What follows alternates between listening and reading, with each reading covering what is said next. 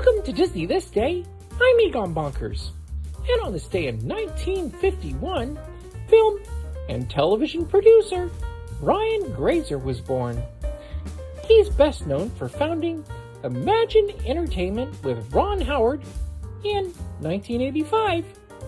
Their projects are some of Hollywood's most successful, having grossed over, $15 billion. Grazer co-wrote and produced Splash in 1984, the first ever film for Disney's Touchstone Pictures. The duo also created Touchstone's Ransom, The Alamo, Flight Plan, and Solo, a Star Wars Story. Grazer has been nominated for, only 47 Academy Awards and 217 Emmy Awards to date. And he's 75 years today. Kinda crazy, huh? Anyway, have a magical day.